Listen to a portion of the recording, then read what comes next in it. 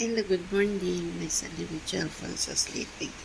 This is our family brunch at the Blackford, the world of Singapore, August 3, 2026.